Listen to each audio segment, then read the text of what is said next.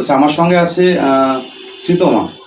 শ্রীতমা দত্ত, সেই তার বোন। ও কিন্তু এবার উচ্চ মাধ্যমিক দিয়েছে আর কি। তো যমজ বোন আর কি, যমজ ভাই এবার উচ্চ মাধ্যমিকে একটা মানে বিষয় বলতে এরকম যে দুজনের একই নম্বর, যাই র্যাঙ্ক হোক না কেন নম্বর কিন্তু দুজনে দেখা যায় এরকম। দুই বাড়ুই ভাই আর কি একই পেয়েছে আর কি, বাঁকুড়া নরেন্দ্রপুর মিশনের আর কি। তো খুব রেয়ার দেখা যায়। গতবার যেরকম স্নেহারা হয়েছিল, নেহা ঘোষ। তো তোমরা যমজ বোন তাই তো? ছোট থেকে তোমরা কি, তোমারও সায়েন্স ছিল নিশ্চয়ই? নার্স ছিল? আমার বায়ো সায়েন্স ছিল আর কি। তো তুমি মাধ্যমিকে কি একই সাবজেক্ট কম্বিনেশন তোমার ছিল দিদি এবং বোনের? না, মাধ্যমিকে তো সবারই একই। হ্যাঁ, কি এবার টিউশন কিছু একই জায়গায় পড়তে না? হ্যাঁ, সব সেম পড়তে আর কি। এইবার বায়ো সায়েন্সের জন্য কি একটু আলাদা হয়েছিল না একই ছিল? ও তো বায়োলজির কোনো টিউটর করেনি, আমি যেতাম একজনের কাছে। আর বাকিগুলো ফিজিক্স, কেমিস্ট্রি ওগুলো সব সেমই পড়তে আর কি।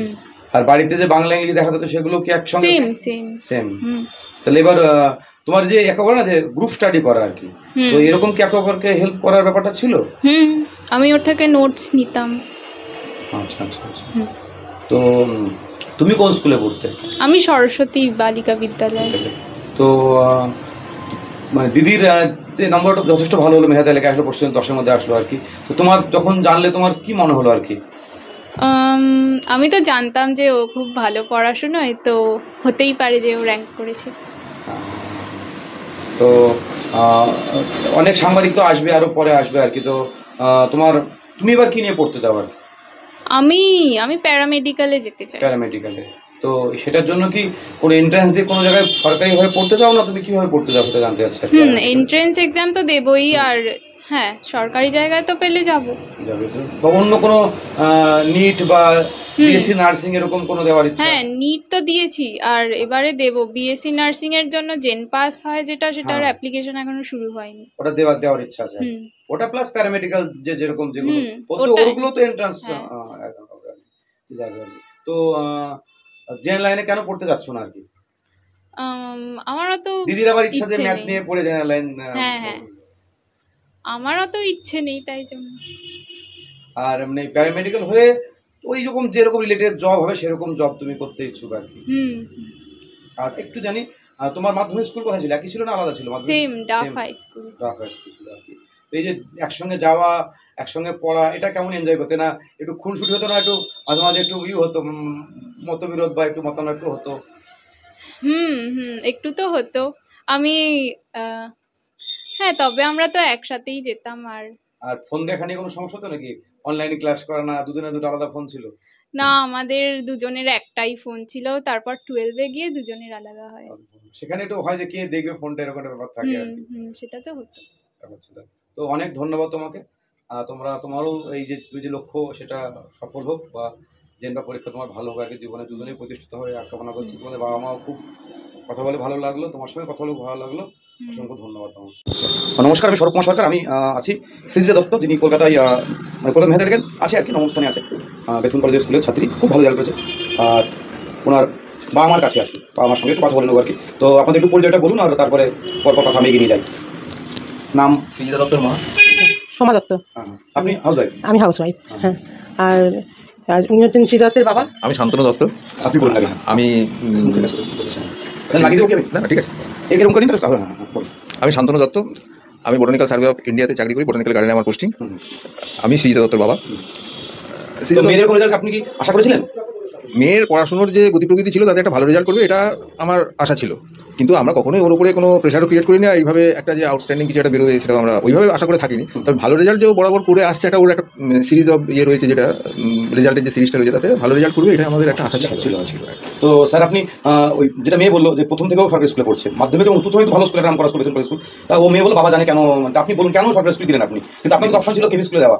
না, ছিল সরকারি। আমাদের এখানে অনেক ধরনের স্কুলই রয়েছে, প্রাইভেট স্কুল রয়েছে, সবই রয়েছে। আমার বাড়িতে পরিবেশটা একটা সরকারি, আমি ছোটবেলা থেকে একটা সরকারি পরিবেশের মধ্যে দিয়ে রয়েছে, কারণ আমার যারা পূর্বপুরুষ রয়েছেন, আমার বাবাও সরকারি কর্মচারী ছিলেন, তারপরে আমার জ্যাঠা, আমার দাদু, আমার মামার বাড়ির দাদু এরাও সরকারি কর্মচারী ছিল।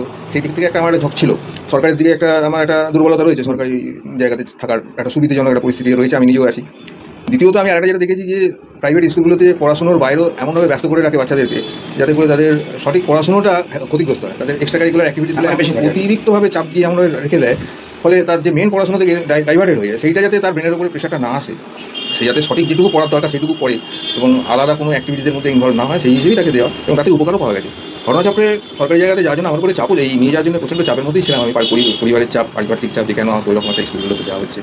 যাই হোক, আমাদের ওর মায়েরও সহযোগিতা ছিল নিশ্চয়ই, তাহলে তো একাও পারা যেত না। আর কি বলেন তো, এই যে সরকারি পরিবহন না, আপনার যেটা ভালো লাগে মানে পেরেন্টিং হয় না, বাবা মা আমরা অনেক সময় কি করি, একটু চাপ দিয়ে ফেলি অনেক গার্জেন যে তোমাকে এই করতে হবে, ভালো করতে হবে, তাতে কিন্তু হিতে বিপরীত হয়। কিন্তু আপনি যে কথা বললেন, ও বললেন পেশা ছিল না, তাতে কিন্তু ওর মতো করে ঠিক পড়েছে। কিন্তু আপনি জানেন কেন প্রাইভেট দিলেন না, সেখানে পেশা থাকতো, এক্সট্রা কারিকুলাম বেশি করতে হতো। এই যে খোলামেলা কিন্তু খোলামতো পড়েছে নিজের মতো করে। এবং ওখানকার যিনি যারা পড়িয়েছেন ওনাকে, ওর শুরুটা তো মুকুলবিধি থেকে হয়েছে, ওর বৃত্তিটাও খুব ভালোভাবেই হয়েছে। মুকুলবিধি যেভাবে ওকে তৈরি করে দিয়েছে, মুকুলবিধি যেভাবে ওকে তৈরি করে দিয়েছে। এবং আমার একটা টার্গেট ছিল যে বাড়ি থেকে স্কুলের কাছাকাছি হয়, যাতে এই যাতায়াতের যে ভাগদৌড় থাকে একটা যে ব্যাপারটা গন্ডগোলের মধ্যে পড়ে যাওয়া, নানা রকম অসুবিধার মধ্যে পড়ে যাওয়া, সেটা যাতে না হয়, চিন্তাভাবনাটা যাতে ওর না থাকে, খুব সহজে যাতে স্কুলগুলোতে পৌঁছতে পারে এবং বাড়ি আসতে পারে, সেই লক্ষ্য নিয়েও খানিকটা কারণ প্রচুর যানবাহন কলকাতায়, এরপর টেনশন থাকে, স্কুল থেকে বাড়ি ফেরাটা খুব টেনশন থাকে। এটা আমার বাড়ির থেকে একটা 14 দিন মধ্যে যদি থাকে, নির্দিষ্ট 14 দিন মধ্যে থাকে, তাহলে এই চিন্তাটা থাকে না। সেটাও ছিল না, মেয়েদেরও ছিল না, আর আমাদেরও অতটা। একটা অন্য প্রসঙ্গ, আমি বাড়ি তো এই কলকাতায় এরকম একদম রাস্তাধারে বাড়ি, অনেক পুরাতন বাড়ি, আমি বলি বাড়িটা 100 বছরের উপর, এটাই বলছি, বাড়ি 100 বছরের হয়ে গেলে আমাকে মেনটেন করতে হয়। এটা আমি পূর্ব মানে অ্যানসেস্ট্রাল হিসেবে পেয়েছি আর কি। আমার তো নিজের এই বাড়িটা হচ্ছে, আমি আপনার তো বাড়ি আমি দেখাচ্ছি না, 100 বছরের পুরাতন বাড়ি, খুব একদম রাস্তার ধারে, যেটা রোড আর কি, একদম ধারে এরকম বাড়ি, মূল্য সব দিক থেকে অমূল্য আর কি, মানে সব দিক থেকে অমূল্য আর কি। আমাদের 5 জনের আশীর্বাদে আমাদের এখানে অবস্থানটা হয়েছে। পজিশন পাওয়াই কেউ কোটি টাকা দেবে, পজিশন তো পাবে না। এবং আমি চেষ্টা করেছি সেটাকে রক্ষা করার, আমার পক্ষে যতটা সম্ভব হয়েছে আমি এখনো পর্যন্ত চেষ্টা করে যাচ্ছি, যাতে এই ব্যাপারটা পুরনো যে ধাঁচটা বাড়ির, সেটা যাতে রক্ষা হয়, এবং যতদিন পারবো রেখে যাবো। ওদেরকেও সেইভাবেই তৈরি করছি যাতে ওরা বাড়ির প্রতি একটা তৈরি থাকে। একটা প্রশ্ন করেনি, কয় ভাই বোন? ওরা 2 বোন যমজ, দুজনেই টুইন বেবি। বোন কিসে পড়ে? বোনও এবছর উচ্চ মাধ্যমিক পাস করেছে, ওর বায়োসায়েন্স ছিল, ও সরস্বতী থেকে পাস করেছে, ও আপনার 85% নম্বর নিয়ে পাস করেছে, 426 পেয়েছে। এবার টুইন বাচ্চা কিন্তু র্যাঙ্ক করেছে, এবার ওই দুই বাড়ি আর কি। হ্যাঁ, ওরা মানে জমজ ভাই একদম জমজ নম্বর, খুব বিষয় এবং 90 নম্বর পেয়েছে, 400। হ্যাঁ, এবং ওরা মাধ্যমিকেও ওরা মেয়ে তালিকা ছিল, খুব ভালো তারপরে বাড়ি আর কি। তো এরকম দেখা যায় না, তারপরেও জমজ বোন, ওরাও জমজ বোন, আর আছে বোধহয় একটু রেস্ট নিচ্ছে করে ফেলেছে। তো এবার দিদিকে দিন একটু, তো আপনি তো মেয়ের খুব কাছে মাই হয় আর কি, ওর পড়াশোনা, ওর খেয়াল রাখা, একটু বলুন, মানে যেটা জিজ্ঞেস করা কত ঘন্টা পড়া, এটা বোকা বস্তু, তবুও বলুন মেয়ে কতক্ষণ পড়তো, ইচ্ছা করলে পড়তো না, পড়তে বলতে হতো আর কি। না, আমাকে কোনোদিন তো পড়ার জন্য বলতে হয়নি, ওকে নিয়ম করে ঠিক করে গেছে। সকালে টাইমে ওঠা, ঠিক ওই রকম নিয়ম মেনে পড়াশোনা করা। আবার যখন পরীক্ষা কাছে আসতো তখন একটু রাত জেগে পড়াশোনা করা। আবার যেমন সকালবেলায় ওঠা, ওগুলো আমাকে ডেকে যে তোলা বলা এসব করতে হয়নি, নিজের থেকেই না, এটা বলতে হয়। খুব ভালো বলতে হয়, মানে সৌভাগ্য যে এরকম ছেলে মেয়ে পেলে, বা আমাকে চিন্তা করতে হয় না, পড়ার কথা বলতে হয় না, ভালো আর কি। তো প্রথম যখন আপনার আপনি কেমন প্রতিক্রিয়া হলো আর কি, মনে খুব আনন্দ হলো না? আপনার ইচ্ছা ছিল, যেরকম ছিল ইচ্ছা যে মেয়ে, আমার ইচ্ছা ছিল, ও তো জানি এটা রেজাল্ট ভালো করবে, এই আশাটা আমি নিয়েছিলাম। কিন্তু এই যে প্রথম 10 জনের মধ্যে এটা একটু খুবই ভালো লাগছে ও থেকে আর কি। তো মেয়ে তো বলছে ইউপিএসসি পড়বে আর কি, পরবর্তী বা বিসিএস এরকম লাইনে যাবে আর কি। তো শুভেচ্ছা রইলো আর কি। আর যেটা আপনার জয়েন্ট ফ্যামিলি নিশ্চয় নাকি? তো তারা তো খুব খুশি, একটা মহল লাগে, দারুণ একটা আর কি। সবাই খুব আনন্দ, যে ম্যামরা বলছে যে স্কুলে গেছে, ম্যামরা খুব উচ্ছ্বসিত আর কি, সেলিব্রেট করছে আর কি। এটাই হচ্ছে মজা আর কি। এইটাই ফিলিংসটা, এই যে বললেন না সরকারি অ্যাটমসফিয়ার, এটা আপনি কিন্তু প্রাইভেটে পাবেন না, সেখানে পেশাদার থাকবে, এই আন্তরিকতা, ভালোবাসা, এটা ভালো। এটাই এটা আমি বারবার বলি, যে একটা সরকারি স্কুলে পড়ে, সেখানে একটা দারুণ একটা আন্তরিকতা, এটা খুব ভালো, মানে ছাত্র ছাত্রীর একটা সম্পর্কটা খুব সুন্দর হয় সেখানে, এটা ব্যবসায়িক থাকে। এই জন্য বারবার বলি যে হয়তো আমার সঙ্গে বিরোধিতা হয়, কিন্তু এই সম্পর্কটা ভাবনা চিন্তা করেই ওদেরকে দেওয়া হয়েছিল, কিন্তু চাপ যে ছিল না তা নয়, অনেক চাপের মধ্যে থেকেই ওরা মাধ্যমিক লেভেলে। তো দাদা এবং দিদি দুজনকেই আমি খুব অসংখ্য ধন্যবাদ আছে, যে এরকম একটা ভরসা রাখা, সরকারি স্কুলে পরিকল্পনা জায়গায় থাকা, এবং আপনার মেয়ে সেই ভরসা দাম দিয়েছে, দারুণ রেজাল্ট হয়েছে।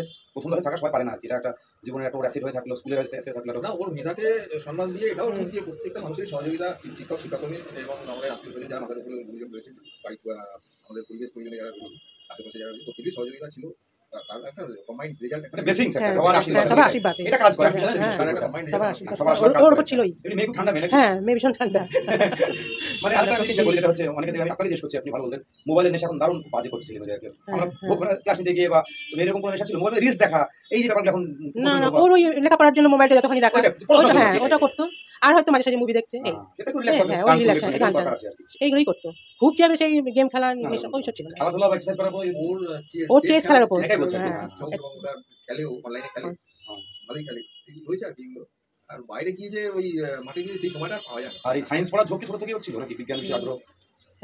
আমাদের পারিবারিক সূত্র থেকে, আমারও ধরুন দাদা দিদি ইংলিশে ভালো, মানে ইংলিশে দারুণ মার্কস পেয়েছে, এটা বলার অপেক্ষা রাখে না। ইংলিশ এবং সায়েন্স আর ভালো হয় না, এই যে একে বলে আমরা বলি ডেডলি কম্বিনেশন, দারুণ কম্বিনেশন। এটা বলতে পারেন ওর লাখটা হলো সমস্ত টিচারগুলো, মানে ডেডিকেটেড টিচারই পেয়েছিল, যারা যারা ওকে সাহায্য করেছে, ব্যাকআপ দিয়েছে, প্রত্যেকেই আন্তরিকভাবে দিয়েছে।